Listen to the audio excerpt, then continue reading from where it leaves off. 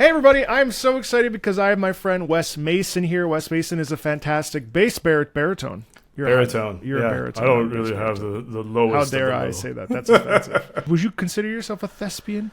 Yeah, I mean, I guess by definition. I haven't used that word in so long. I don't even know why that popped into my brain. And obviously you've acted and done your fair share. You've done some TV stuff as well, haven't you? TV and commercial and yeah. I'm fortunate. Just a few things here and there. One of the larger projects I did was an indie film called Last Moment of Clarity, where I was just if you could believe it or not, a Eastern European henchman.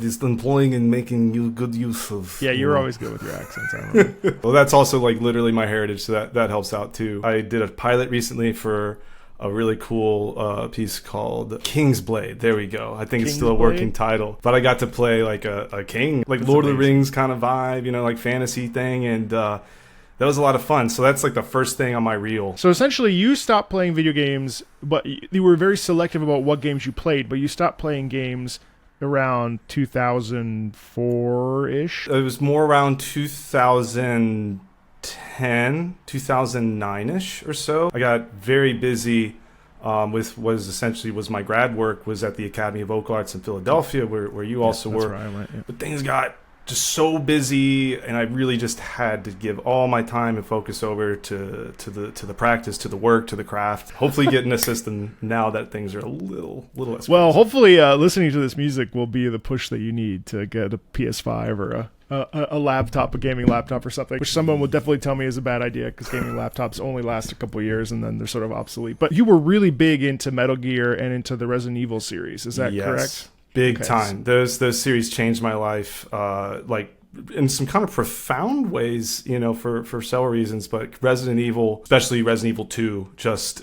I mean, it impacted me so much. I think I snuck into my parents' room to sleep on the floor a few times. It's like, well, let's listen to one of the scariest tracks from Resident Evil. It's the basement theme from Resident Evil 1, the basement mansion theme.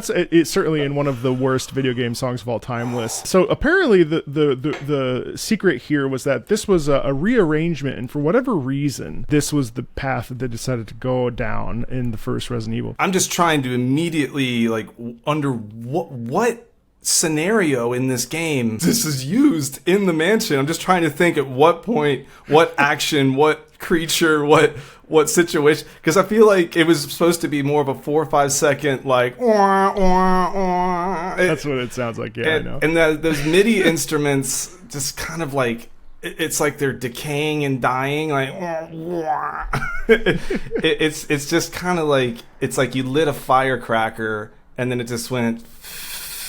Well, it sounds like farts. I mean, that's really what it's like. Why do you think someone would write like this? Unless it's like a really like unique form of trolling, like a next level kind of trolling. Because I'm just kind of like just thinking of walking into a room to save on a typewriter or like go in one of those rooms where it's just like And I'm like, where? It's interesting. There's moments where the harmonies and they lock and they come together for a bit, and what they hold is familiar to me, and that soundscape and the way it's put together. And I'm like, right, that kind of, if that was that clenching, like that kind of moment, then I could see that walking along those. There's the windows, there's a long table, and then something's going to jump through the window. But the piece as a whole, I couldn't even imagine it. I could not. Oh no, it's poopy. It's poopy. It's poopy. It's very poopy. But you know what's crazy is that like there is some modern opera that is not too far away from this. No, absolutely. And that's the fucked up part is that there are some parts. So we were both in Streetcar Named Desire together by Andre Previn, a fantastic film composer that then also wrote a fantastic opera based off the Tennessee Williams play Streetcar Named Desire. Mm-hmm. I wouldn't say that Andre Previn is anywhere near the mansion basement. That would be offensive. However, there were some moments that are really crunchy and dissonant, and the meter is like in like a crazy meter, and for us as singers we had to count and be really judicious about it. I mean, there were some parts, because it was sounding really spoken, that it did end up feeling sometimes like this. No, I don't think it's fair to say that this is like Andre Previn's Streetcar Named Desire. I could say that, like, and I love Streetcar. I defend it as an opera, and I know, but I just think it needs to have its cuts and like whatever. But what it does share in common is kind of this soundtrack quality, if you will, that you don't normally associate, I guess, with opera. I could say this with Love. It sounds like parts that would frustrate me because I couldn't lock it in. I couldn't feel it. It was just like this kind of like. So there's moments like that, except it sounds like the gas is running out. Have you ever played the Dead Space series? I haven't, but I watched friends play it. I love that genre in general. I'm a big Horror John Carpenter fan, survival, all that kind of stuff. I don't really know it from a linear place. I just know it from samples. Sure. So it was remade in 2000. Well, I think it was 2 years ago. Yeah, it was 2 years ago. Right. The soundtrack was recomposed, or there was some of the original composition in there, but then some modifications and stuff. But this particular track, Hunger for Stars, by Trevor Gurekis, that I've actually interviewed on the channel, really interesting guy. We'll call this the horror section of this particular theme video.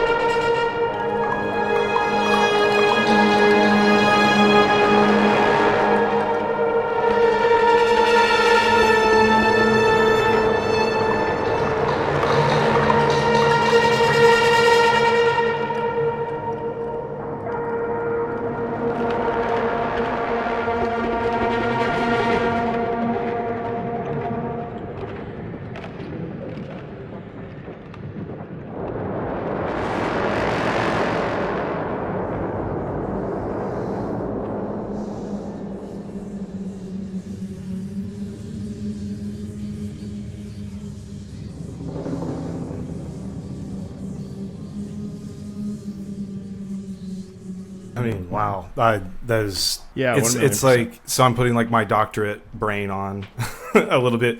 Like you can hear a structure in terms of a form to the music. The imagery that tends to match this game, you just start filling it in immediately. I don't even need the game in front of me. And it's interesting to hear. This is like what I really loved about the earlier Resident Evil stuff, in that these compositions sometimes had the entrance of a thud or voices, or using that technique that would add to the atmosphere of the tension.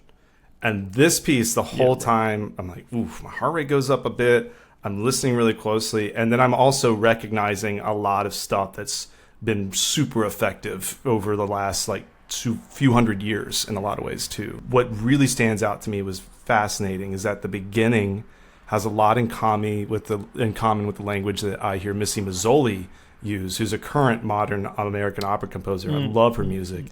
Even the voice whispering, the way that she uses the chorus, and for instance, something like Breaking the Waves, those use of consonants and like, so you're not really getting, it's so effective. And the atmospheric sounds of things knocking and hitting it's like John Cage in a lot of its ways, and that kind of way. Yeah. You get a bit of the Stravinsky. This kind of piece never takes off with that kind of pulse, or that ba ba ba ba.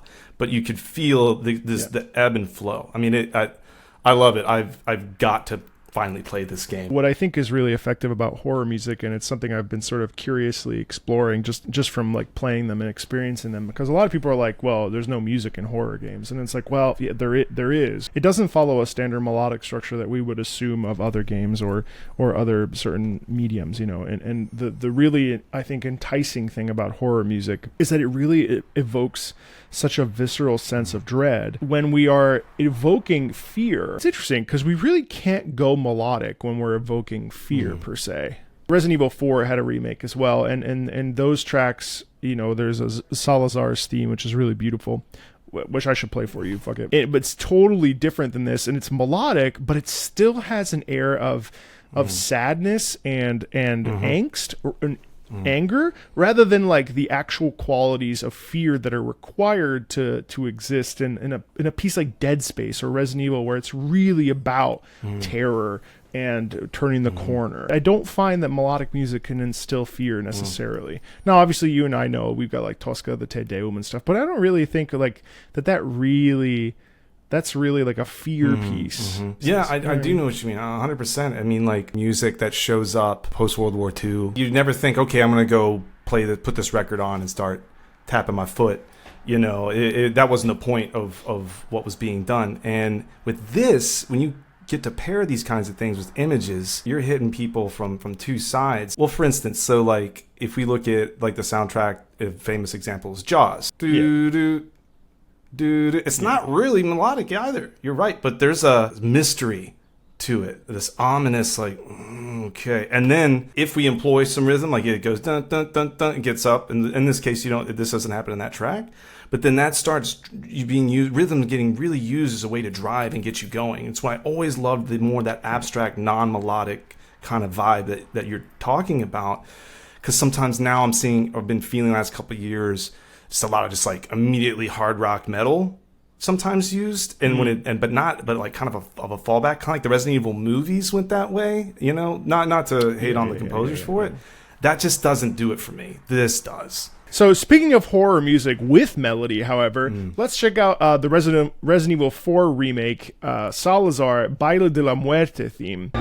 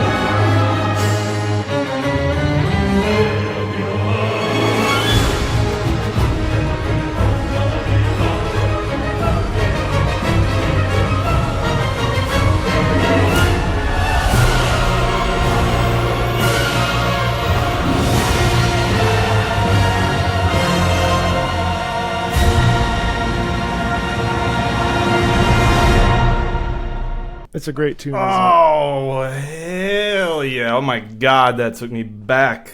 Good God, man. Wait, you heard this before? So I guess that's not the one that's in the original Resident Evil 4, right? No, I think, or it's a remake. I can't remember. Maybe like a slightly new arrangement, but I imagine maybe the melodies or the vibes. I mean, if I remember correctly, and I mean, where it takes me right back in time immediately is to that boss fight, which at first is... You know, you've had Salazar this whole time. This little dude finally gets picked up and turns into this horrible monster with his 2 bodyguards that have been these weird silent dudes the whole time.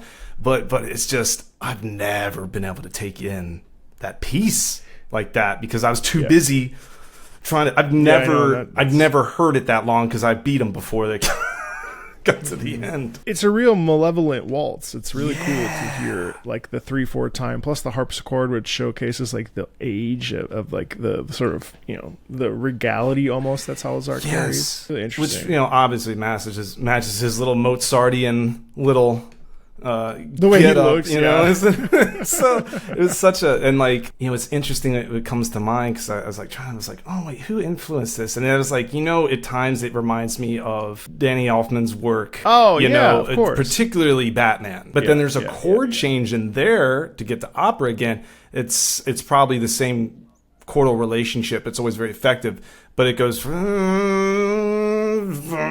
that. It reminds me of Scarpia's theme. Oh, the Te Deum? Yeah. You know, anytime he walks in, it's that. Yeah. But the way that the relationship of that harmony and that change, same kind of feeling happens here, and it happens a few times. And the choir, I mean, I saw that this composer, I believe, is also influenced by Carl Orff, who did Carmina Burana. That's a very common trope in video game music, especially in the last 20 years, I'd say, where there's a heavy influence on Carmina Burana, Verdi Requiem. Well, I'll play a piece that could basically just be in the Verdi Requiem, which is really interesting. I think it really lends itself to power, and it really lends itself to intensity, and, you know, there's a certain elegant brutality in this music that I find really interesting. And again, people want to say that there's no music in horror games, and it's just not true. I mean, it's really deep. And actually, to pivot to something sort of similar, this would be the last of the horror music. Biohazard Revelations Sound Chronicle 3 is where this is from. And what is this? So Biohazard is what Resident Evil is called in Asia, right? If I remember correctly. Yeah. The Biohazard Sound Chronicle 3 is a compilation of the soundtracks made to celebrate Resident Evil's 25th anniversary, and it features soundtracks from Resident Evil Revelations to the Resident Evil 3 remake. So this is Revelations from that.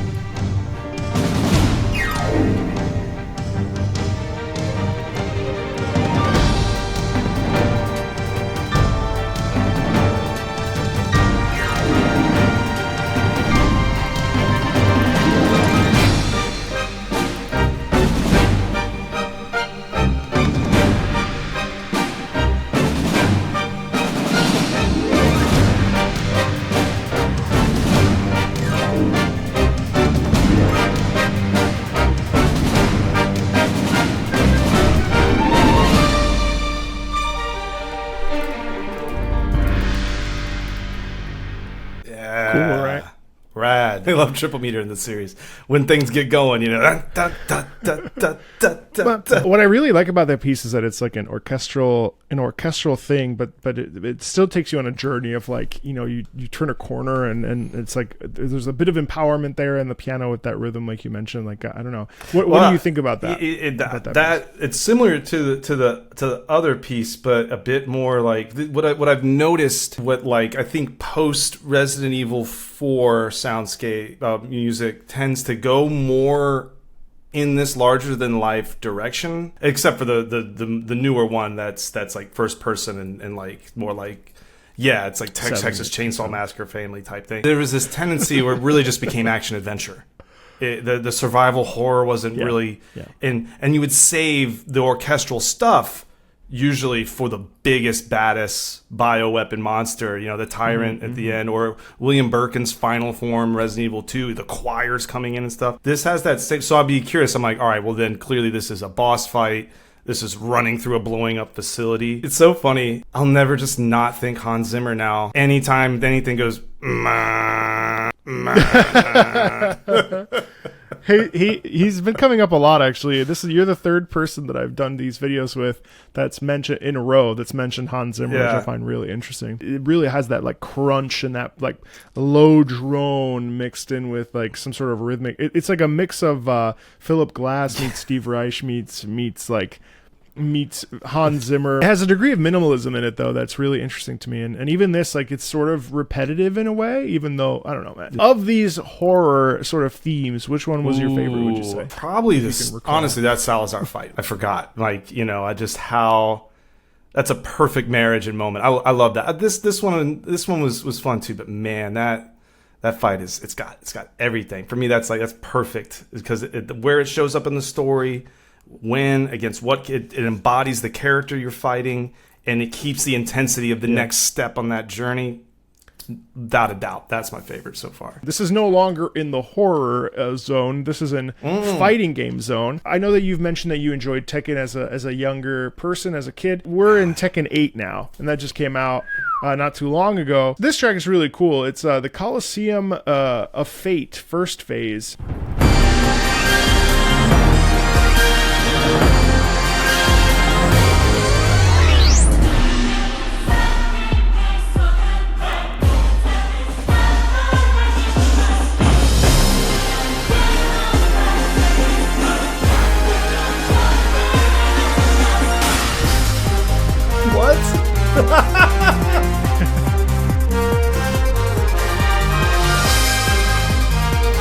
Yeah, 1,000,000%.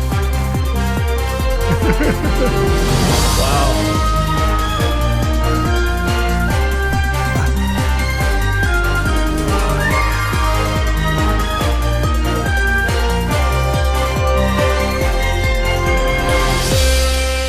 Shut up. What? Isn't that funny?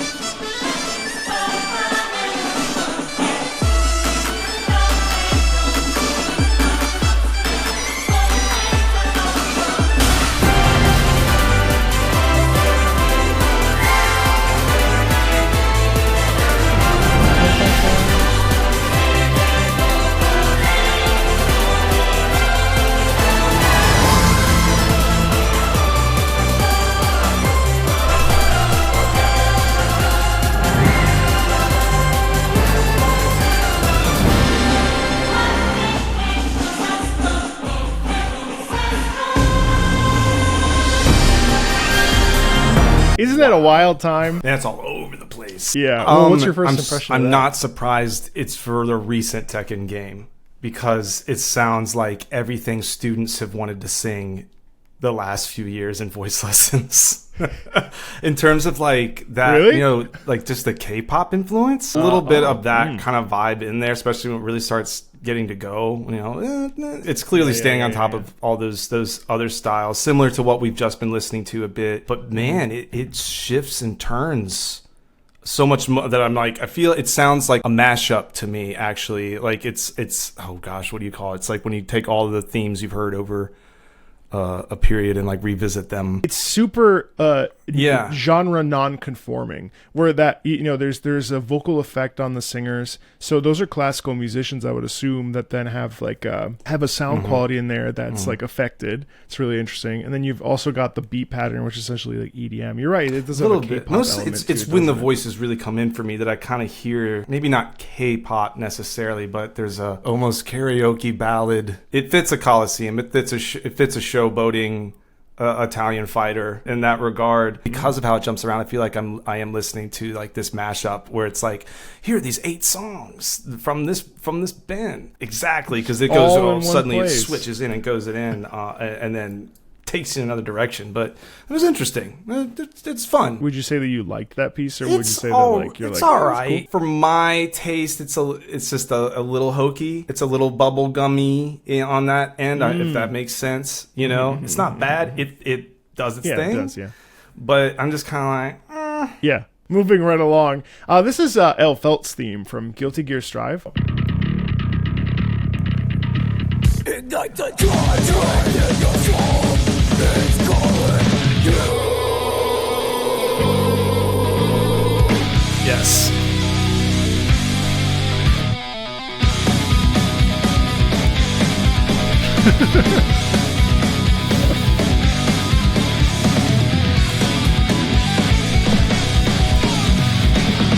Are you brave enough to be a fool?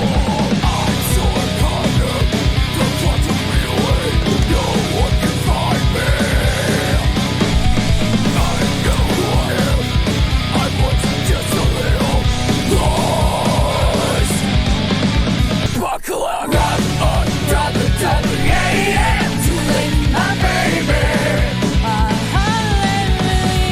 Run on, yeah. I'm up for melody. Let's start picking up the Same singer, by the way. Really? extras of life. Hallelujah.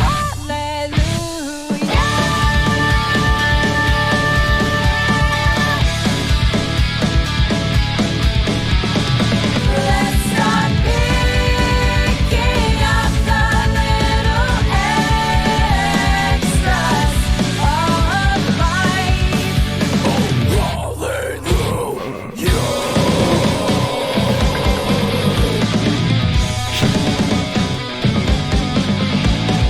I'm sorry, Doctor. I'm making on my own. I'm the center of attention. I fell down a lot. I have Amazing. Crazy.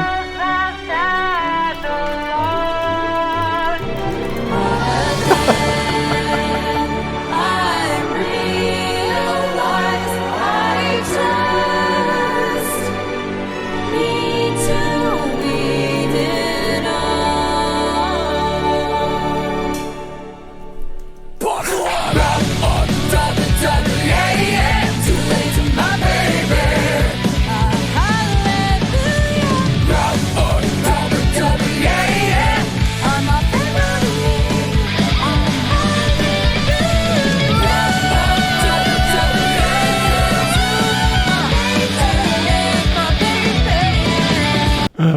You like that one? Oh man, that was amazing. You said that was the same singer, right? Yeah, the whole time. Yeah, you know, I love that as someone who loves to genre hop and even stylistic and changing, like technically what you're doing. You know, you have to employ more or less slightly different techniques when you are switching around that way, because you're using this instrument in a different way. To hear someone come in with that great like there you go growl, and then come in with the beautiful like pop sound. playful upper edge. It just shows an ability in the singer that I really love. That's someone that really knows what they're doing. I used to think that hardcore singing, like, how is that sustainable, until I actually really learned more about voice. And in that case, it's more like ventricular fold, more false vocal cords, inhaling sound. You get that, but it's actually super easy, just kind of developing your vocal fry and going to that. And it's just so cool to hear that jump around. And then to the styles to be put together, like that hardcore screamo, pop punk, and then this kind of like jovial, it shows the similarity between the genres quite a bit, because especially like in heavy metal, it can sound quite classical. This goes a little bit further than that. I can hear Linkin Park, Evanescence. I get really giddy because it suddenly sounds like middle school. Yeah, there's a nostalgia kick to it for sure. Yeah. But also there's like a fearlessness in doing something that's so like, I mean, it's not avant-garde, but I would almost say that this is like pushing the experimental limit. I know that this occurs in standard singing like this, but to me, it's so interesting to hear, and it's so unique and so special. If you tried to put this on the radio, I just don't think that anybody would be able, like, there are people that just would not be able to process what they're hearing. You know what I mean? It would be overload. And Molly Daisy is like an amazing singer, and just the capacity to do that is just wild to me. Oh, it is. It's one. I have so much respect for it. Let's move on to the classical section of this. First up is something I listened to pretty recently. It's called Ragnarok Online Absolitude.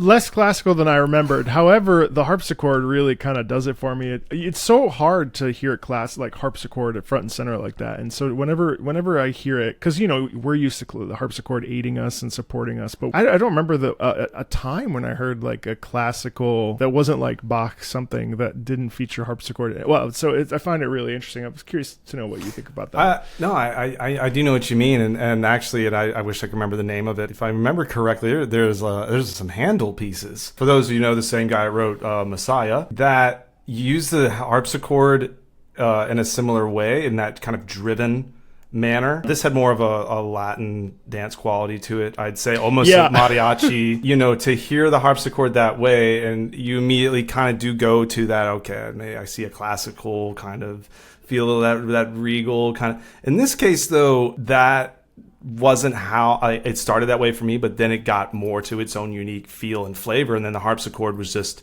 what's great is that it's such a great percussive instrument on top of being, I mean, it's literally plucking. It's not actually hammering it, but what you hear in that it goes so well with the way this piece is composed and had that nice drive. I mean, I was almost really wanting to take it. It's got a nice groove, but it also teeters this line between classical and like you said, this sort of Spanish sound, which I think is really, really fun. There's another piece that is basically the Verdi Requiem. Ooh. Astalgia of Phantasm from the Lost Ark. I think I play this for every opera singer that I've had on the channel. It's just that good. This looks very familiar, actually.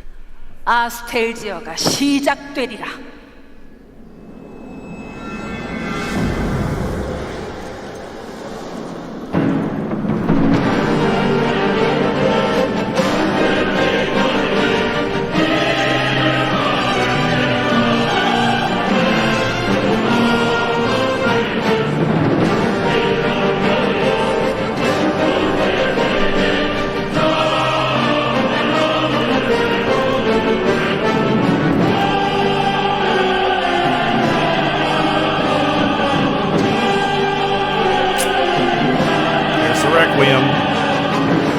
Almost directly Diaz here right now.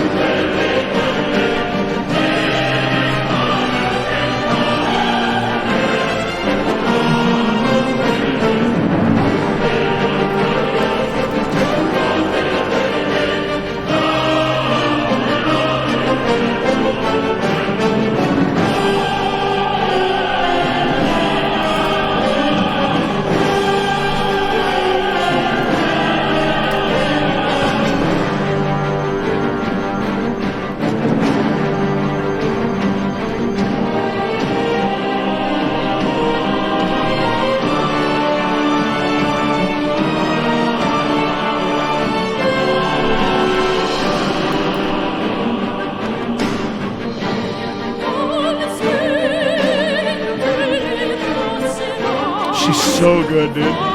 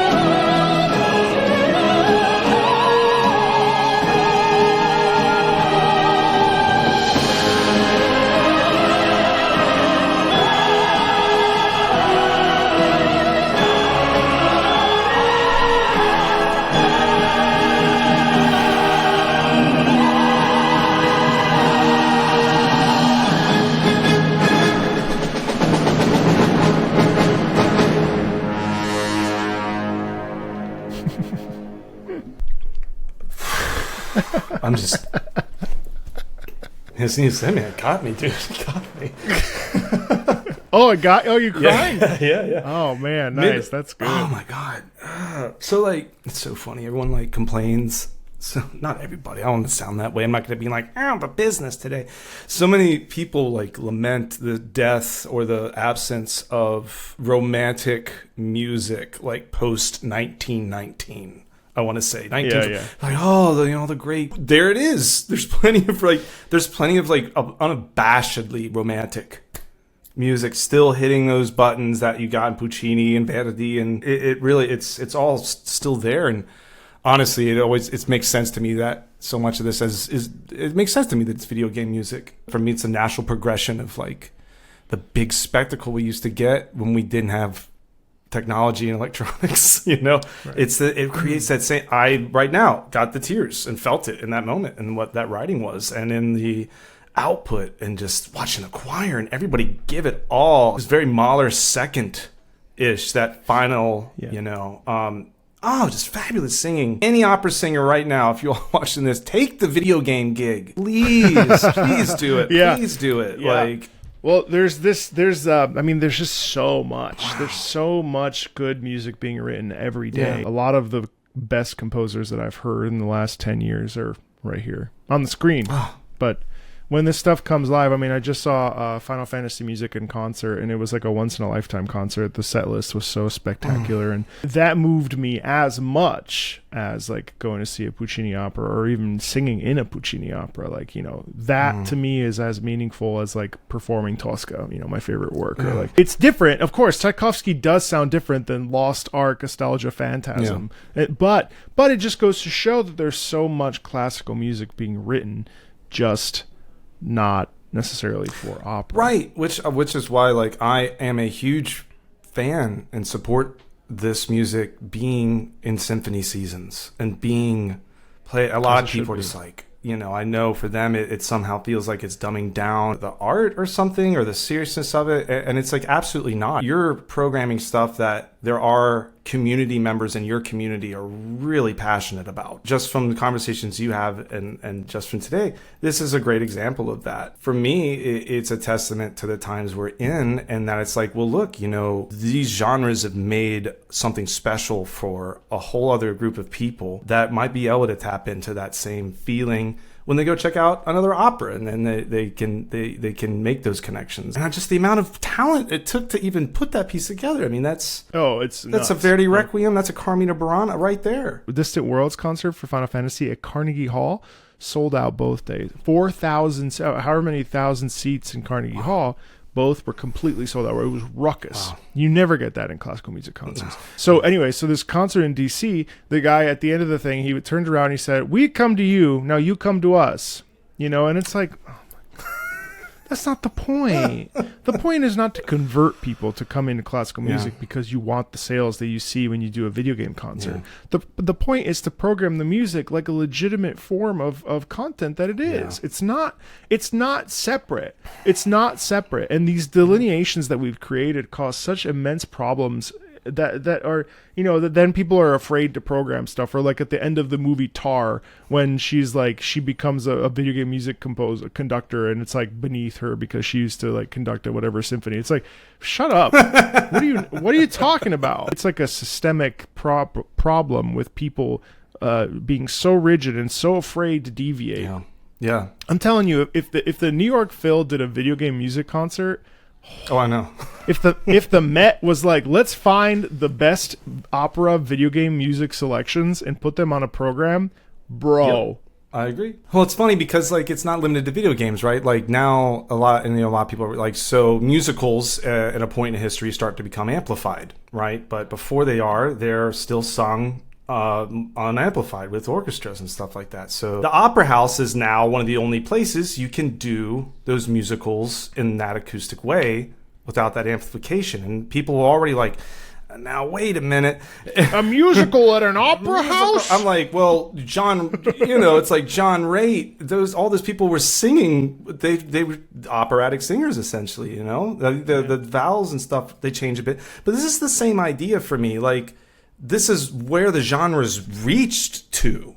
it's gotten to these places, and to expect an exchange from an audience member like, all right, well, I came to your house, now you gotta come to mine, instead of more of an invitation like, thanks for being here, we put everything we could in to meet the standards I know that you're hoping to get out of these compositions. We hope we'll see you again. Check out the rest of this season you got going on, because if you like this, you might love this. Yeah, and there's people that are because they're gonna go to a symphony and they're gonna go, oh wow, this is just like Final Fantasy. Oh my God, wow, this is just like, they're gonna start making those connections, and it's great. We're so plugged in all the time.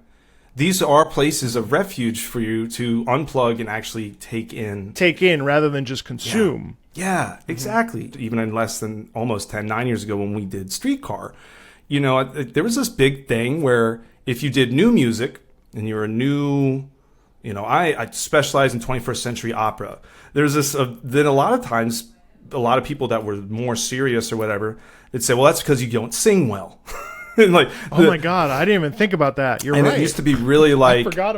Unless you're only doing, Rodolfo's and Ottavios and these Giovanni's, Mozart's and stuff, then somehow if you're only working on the new stuff, you somehow can't sing, which isn't the case. And if you did anything else, if you played guitar or you sang other stuff, you had to kind of hide that.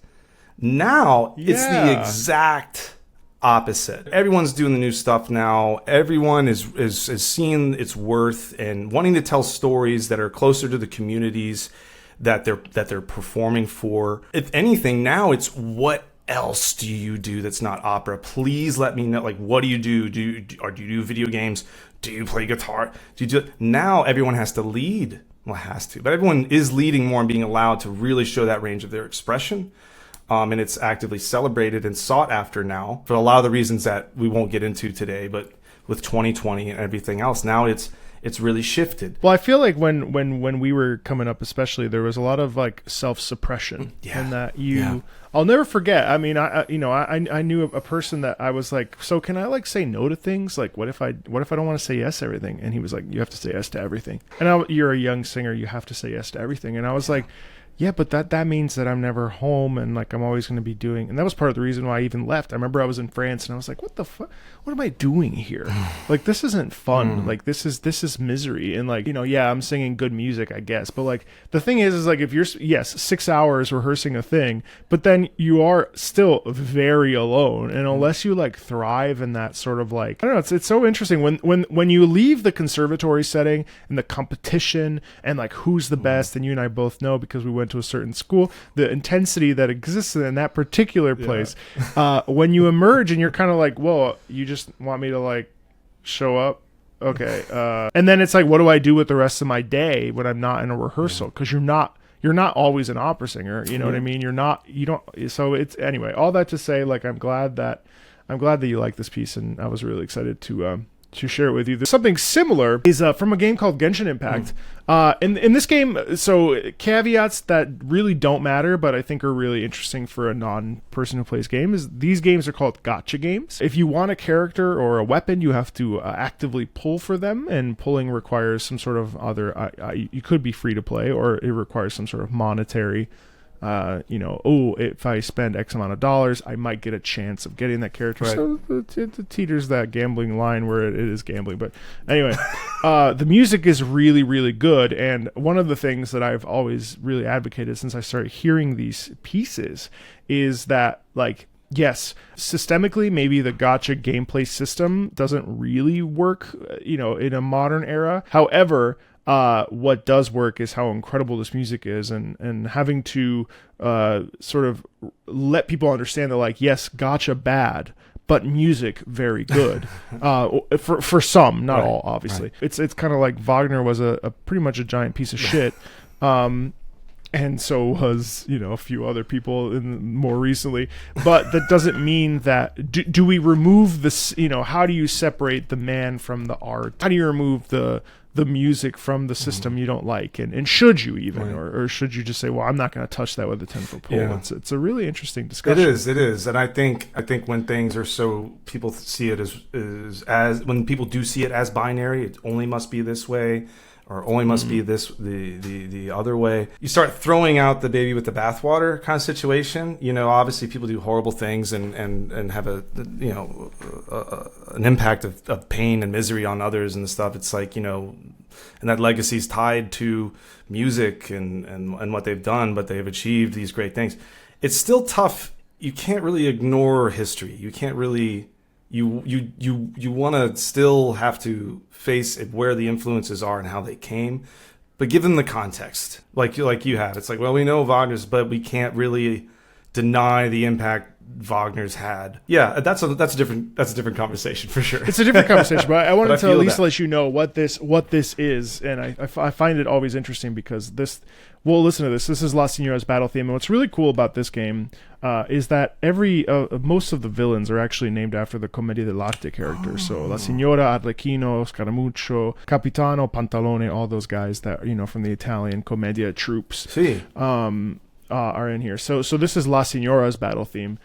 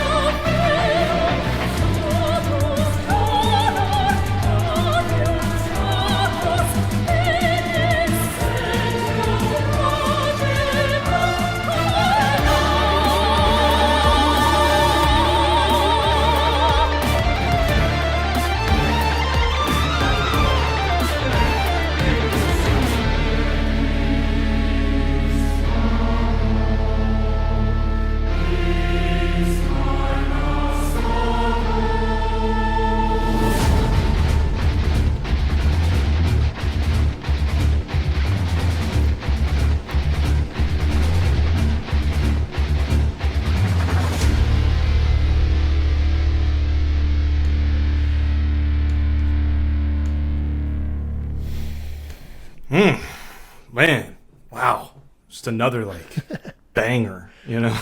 Talking about the evolution of opera in a modern. Just what I love about now, especially in video game composition, we're getting these results probably more than anywhere. Is what I'm guessing. Honestly, it's not my expertise, but there's this complete embrace of genres and mixing them and tethering them to a vibe and a feel to unify all of it. What they all have in common is a strong pulse, and you want to move. I start bouncing my head right away, like that opening drum. And I'm sure people catch this out. Like that drum beat is a heartbeat. Definitely the way it's being done, and then so it's locking you in. And then again, you get in that great sweet. I mean, it's oratorial like. And then again, I feel like okay, it's a little Linkin Park, a little Evanescence again. It's like yes, again that post-2000 world of music paved the way for the majesty of this. But for me, this is more of a perfection of going to those routes. But I'm waiting to hear hip-hop suddenly pop in and someone start rapping over it too, which is why I think of that link. I mean, this really has that link. For sure. But man, it's just great stuff, man. Just wow. Let's listen to something that's different but also familiar. It's Crypt of the Necro Dancer. This track is called Disco Descent, and you'll realize why it's in the opera category here in about 10 seconds.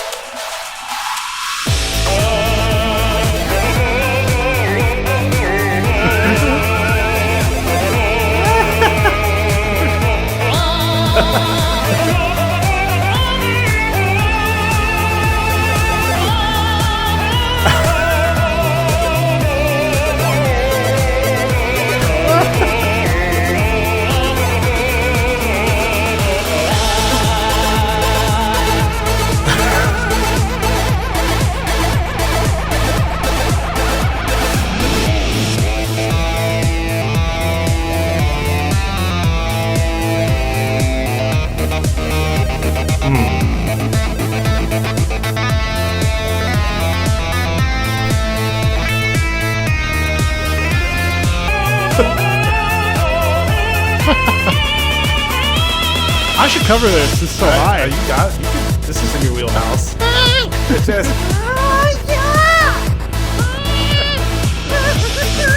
That's incredible. Wow. Now, obviously, like that. Okay, like that's not real opera singing, but theoretically, though, the soft palate raised sound quality is legit. And when we're listening to this, I'm immediately seeing what is doing. Obviously, a lot of it is done through the filter and in post. It's funny because if you were to see that what you all are hearing visually, it would look like this. yeah, there's a lot of movement in the neck. It would be very hard. You're going between. You got to bite the apple. Yeah. That's what Schumann would say. Bite the apple. Yeah, bite the apple.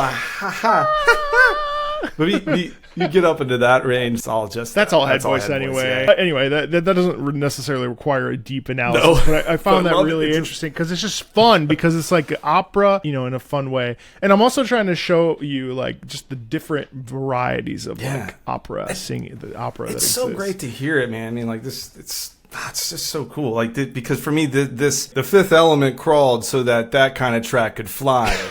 Everyone freaked out over the Fifth Element. And it was like, well, how do you do it? And like, well, actually, a lot of that was a little bit of made up. But now people have covered it and they do it. This is that same kind of. That would be a fun video. I think maybe we need an article. Moving on, this is The Great Mighty Pooh from Conker's Bad Fur Day. What a title! Oh my God.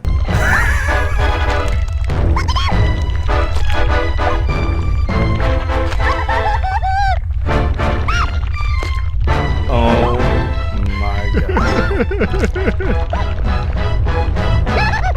It can't just be serious. Please tell me to start singing. Oh my God. Me. I am the great mighty Pooh, and I'm going to throw my shit at you. A huge supply of tish comes from my chocolate starfish. No! How about some scat, you little twat? Oh my you God. really think you'll survive in here? You don't seem to know which creek you're in. Sweet corn is the only thing that makes it through my rear. How do you think I keep this lovely grin? Oh, it's Now I'm corn. really getting rather mad. You're like a niggly, tickly, shitty little tag nut.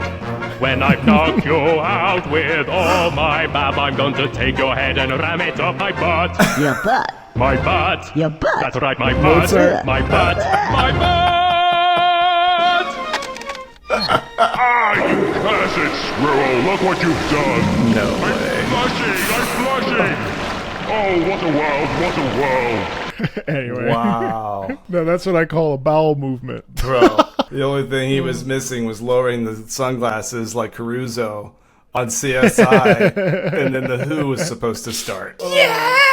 Obviously that's stupid, but at the same time, like I think one of the things that is healthy for everybody, especially when you're in the career, is to consider that playfulness goes a long way, you know. Yeah. And being silly and having a good time is really important. And I think it's really easy to get so caught up in the craft that you like don't like ever just take a step back and remember. You've got to though, too. That's the other thing too about the craft. It's like it's so goofy, like singing. Ultimately, and you yeah, have it's to make weird. embarrassing, dumb, crazy sounds, and like before you really, in order to really find the ease in what and using your voice, you know, and finding this and harnessing this natural ability to call out as we were able to do as a species already. If you've taken it too seriously, you've got to learn. Like, man, what a joy to have been in the booth to record that. I mean, hell yeah. Oh, man, I mean, and Oh, dude. Oh, my God.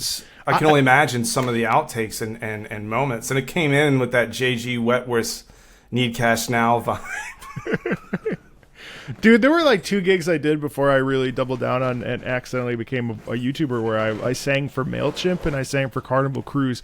And I went into the booth and they were like, literally, dude, there was no sheet music. And so I had to like, they were like, it should go like this. And I was like, Carnival Cruise! Carnival Cruise. They're like, yeah, like that. And then we did it over and over and over and over and over. But it was so much fun because I was like, wow, you know, people want to talk about being a sellout, but like I never felt like more of an awesome sellout doing that because that was like, you know, you spend years honing a craft to be like the most perfect. I remember I did Vesti la Juba for MailChimp. It was like, reach the mail, I need to have the mail, or whatever the lines were. And then I ended up doing the Toreador. Now I'm a tenor, not a baritone, which is typical. You would sing Toreador. Right. And it was so fun. MailChimp has many. I did a thing for TBS where it was like Sheldon and Leonard, 2 brilliant physicists on TBS. You know, like, and it was so much fun to just like completely sell out. And it was such a joy. You know what I mean? So stuff like this. Oh, is absolutely. Like, do you know Adelmo,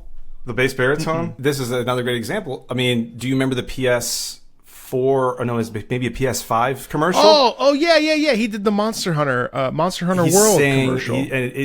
with the tuxedo. And he did Barbara Seville. He did, Yeah. except, but it was all like shit happening in the video game. It was like fireballs going. I love it when we match those things up, and it's hysterical. So and he's a much gamer too, so like, man, he was so stoked when he got that. Sell out, everybody, make your money. Classical music, I could speak to the U.S. more than anything, not necessarily worldwide. But in the United States, it's going through this transition period, funding, all kinds of things. But so, like, you know, a lot of ways our backs are kind of against the wall in a way that it hasn't been previously. So I'm really rooting for everybody, truly, whether we got along, whether we agree, whether I liked them or not or anything. And it's just kind of like we're too far along at this point to be splitting hairs over selling out or something. Like, go make...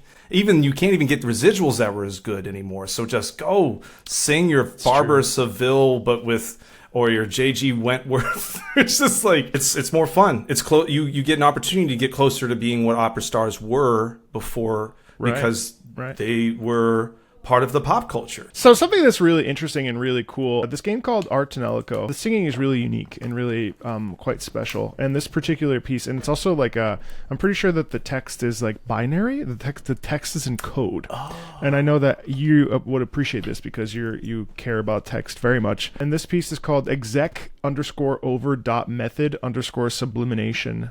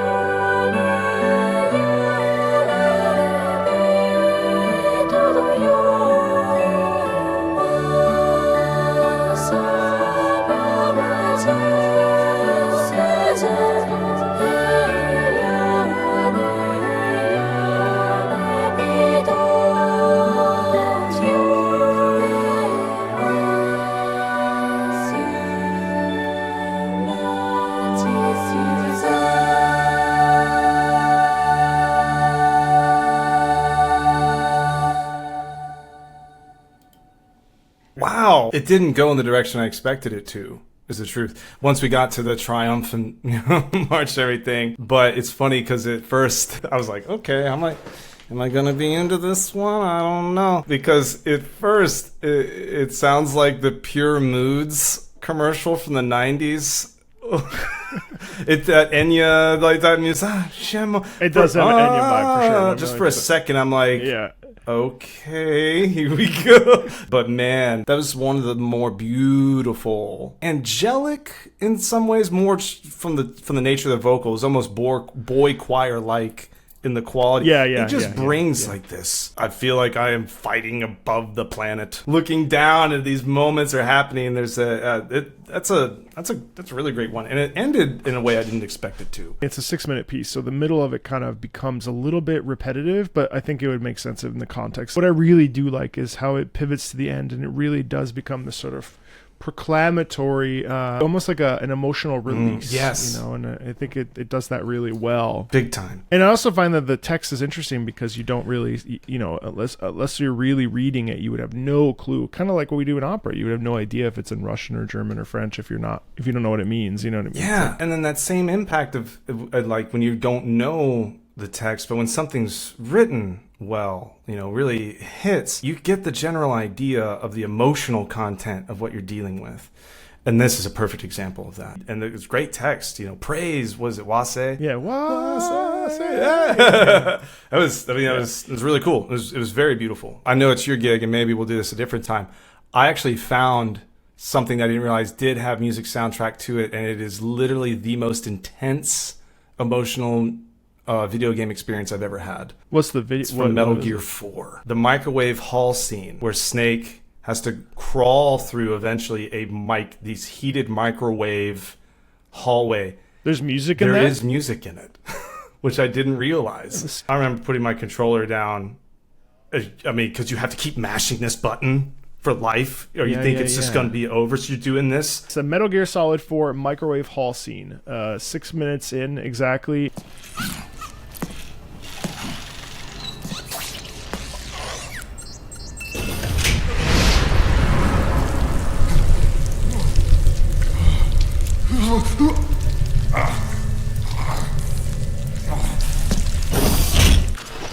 Snake, that place is saturated with microwaves. The longer you stay in there, the greater damage you'll take. Get through there as quickly as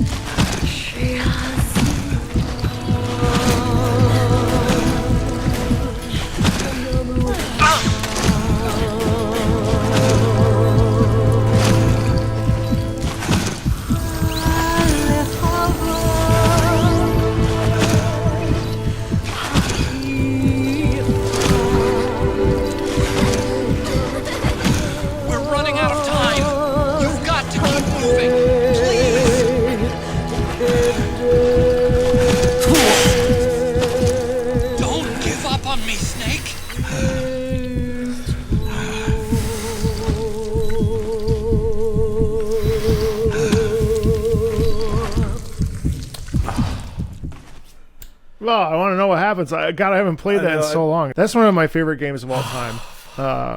Man, yeah, that's intense. I think that's actually, I believe it's called the Love theme from MGS4. That's haunting. I mean, like that, talk about something that like, that's how, when we talk about music, raising the stakes and making it really feel, like that scene would just not be as impactful as like the feeling. I mean, yes, we're seeing Snake break and his suit, you know, we know that suit's containing his youth in it, and it's like allowing him to function despite his age and so on and so forth. But like, man, without that music, it just wouldn't be as evocative and as detrimental to his like health. Yeah, that was intense. No, I whatever. This is who I am. I don't mind. I lean into vulnerability as a superpower, and like that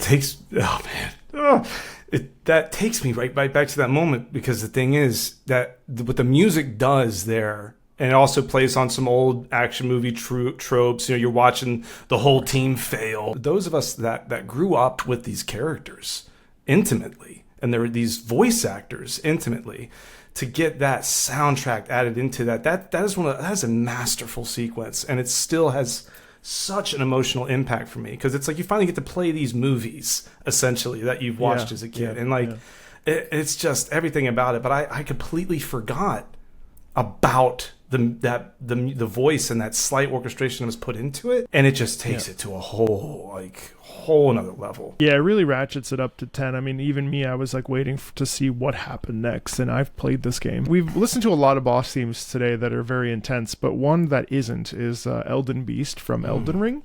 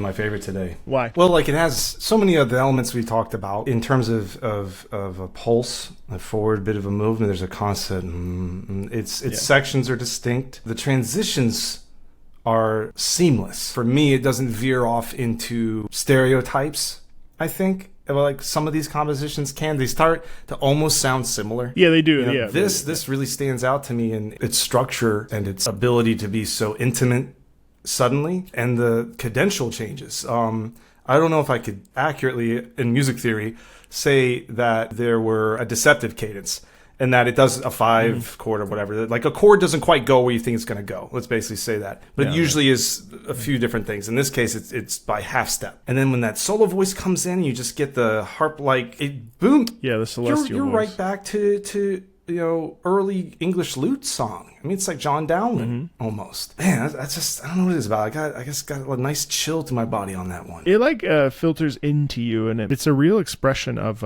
grief to me, and it stood the test of time for me. It came out. I think I first heard it right around March of 21. That's still probably one of my favorite pieces of video game in the lexicon. Like that piece could go just anywhere. It's just very hard, and the problem with these videos that I find is that if I could spend 6 hours just showing people music, I just would, but it's not possible. One of the inherent problems is that there's just so much. There's 40 years of history, but there's a couple more songs that I'd like to play for you. One of them is weird.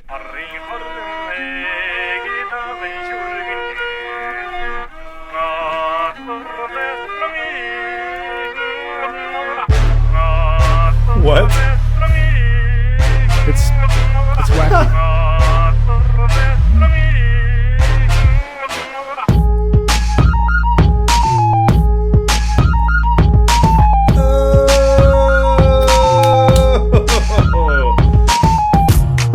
Fuck yeah, dude.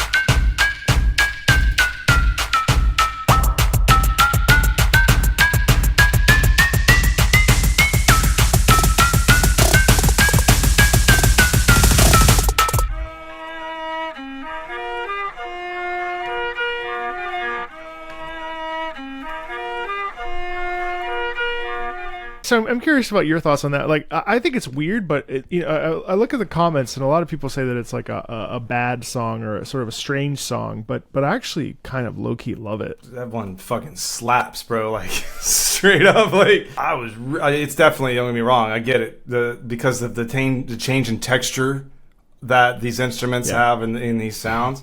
But honestly, I can't not hear that bullhorn sound and not just start laughing. But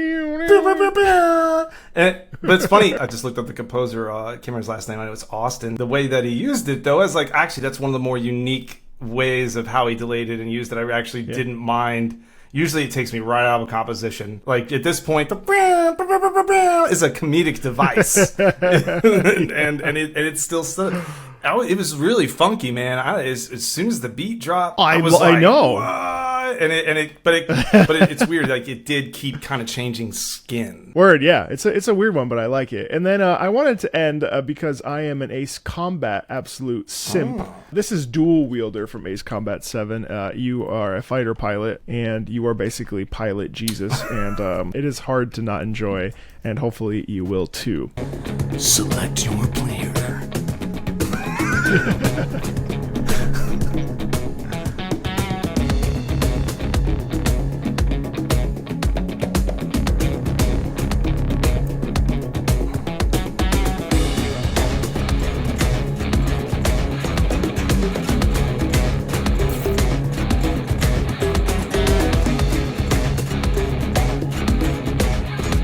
Oh, sick. Hell yeah.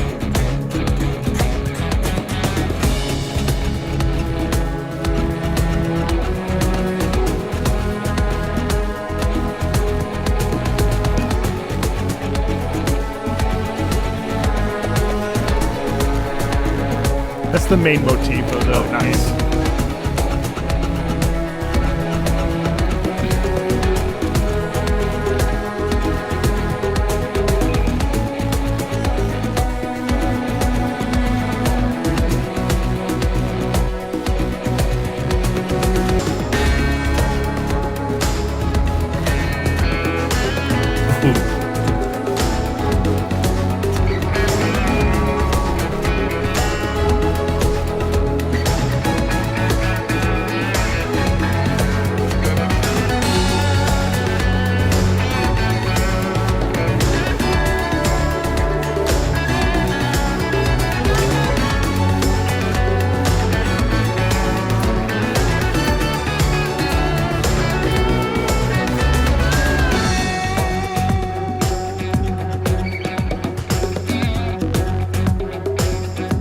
It's certainly one of the more subdued of the Ace Combat tracks, but Dual Wielder has a special place in my heart. What do you make of Dual Wielder? Whew, that was my jam. That was so cool. The guitar part. Oh, like I'm gonna go learn that guitar part now. I'm sure other people have too. Really? That's so to Nice, hear. yeah. It's a little funkier than that early '90s alternative rock. I'm specifically thinking of. Oh dang, I can't remember the name. You don't have the better reason. I don't need an excuse. I got this time in my hand. It'll come to me later. That's a shame. I should know that name. That songwriter in that particular band was always he was always an acoustic player.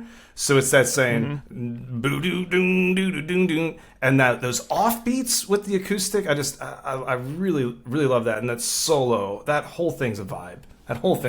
It's quickly become one of my favorite series. I mean, I actually bought a PlayStation 2 so that I could play Ace Combat 4, 5, and 0, which are it's sort of they're called the Holy Trinity. And then 6 is on the Xbox, and then 7. They actually, rumor has it, they delayed the release of this game so that the composer could get the main motif, the main song, Daredevil, which I didn't play, right. And the music in this series is absolutely like.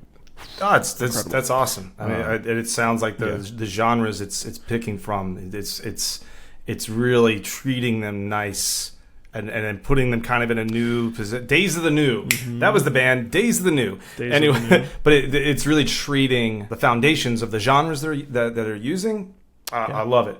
It's so cool. This is the Unsung War from Ace Combat 5. This is literally the final tune you hear. Right before this, there's this thing called the Tunnel Run, which is very, very, very difficult, and you're navigating literally. I mean, we're talking like you're in a plane, so the ground is lava, the floor is lava. You die if you crash in any direction. You're being shot at the same time. There's a real sense of intensity. It reminded me, dude, so much of when you're pre-show, and you know that you have to go through the thing. You know that feeling where it's like scary. It's like fearful. I've never experienced that in a video game. I mean, I've wanted to like beat things or get things done or whatever.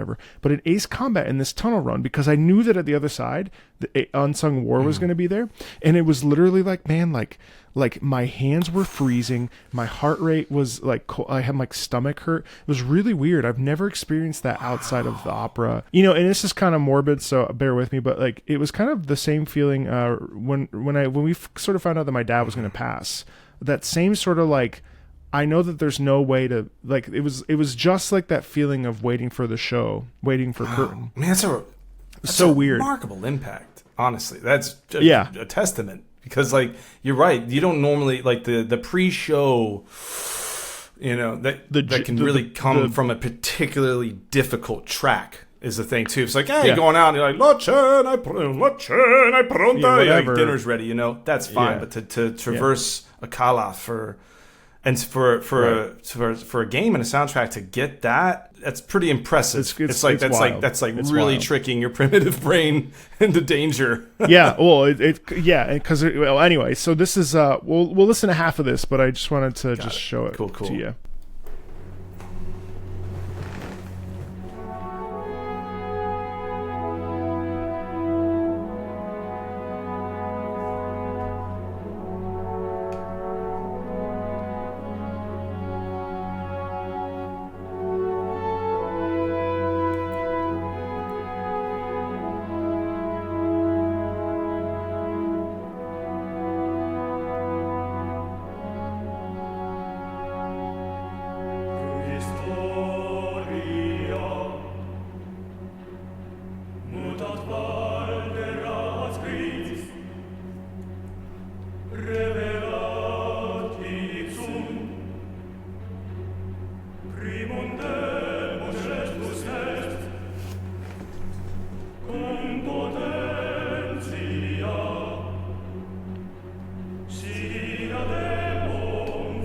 Is that Latin? It's Latin.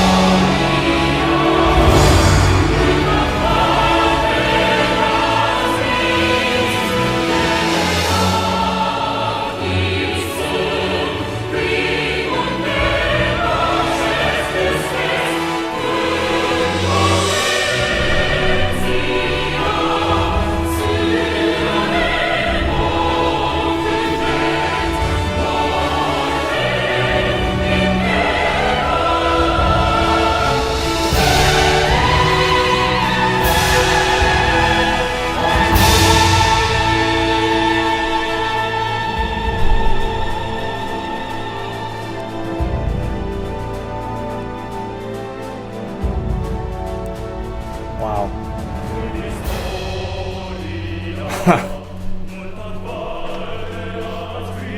It's a full circle.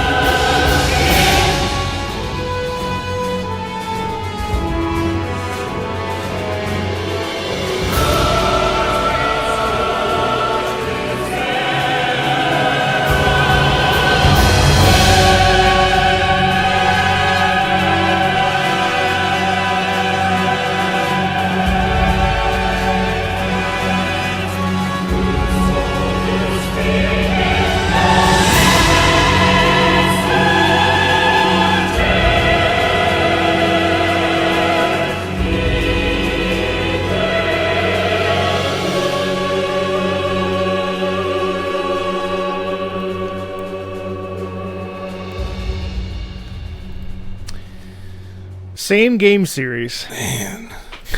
Jeez, it's like, I know your audience wants truth, It's just like, you played so many great pieces for me today. Only a few of them don't vibe with me, But man, that was a remarkable journey in the composition. And where it returns to, and the choice of the harmonies.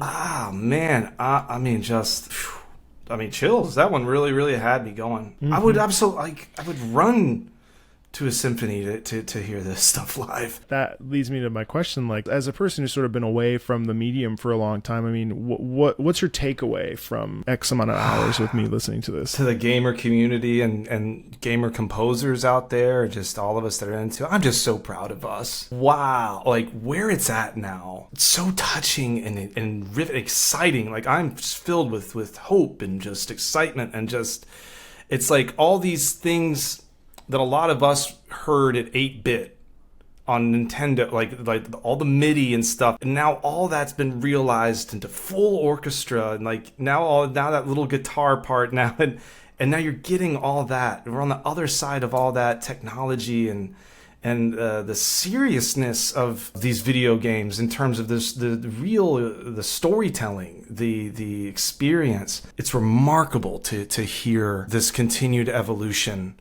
of the video game soundtrack across genres. But it's interesting, the things that's like, if it ain't broke, don't fix it. And there's so much of that too. You can hear it. So there's new stuff, but there's just these things that are mostly what Western European canon too. You go back to it. Obviously it doesn't represent things worldwide all the time, but it's still the similar devices. It's a joy. I love it, man. It's so cool. Well, and it's a shame because there's only so many things that I can share with you in any given time period, because there's 40 years of history. We didn't even touch on some more Eastern soundscapes, and there was some Western stuff like that had like a Wild West sound that I really wanted to take a look at today. But I also I showcase favorites. I showcase things that I hear. I showcase things that are asked for. I try to really balance it. It's hard because there's so much stuff. But listen, Wes, I mean, thank you so much for coming on the channel. I really appreciate it. I hope you enjoyed the commentary, and thanks for watching these videos. Thanks for supporting these. These have quickly become my favorites on the series because I get to reconnect with old friends and also just get that second perspective, which is really interesting for me and hopefully for you as well.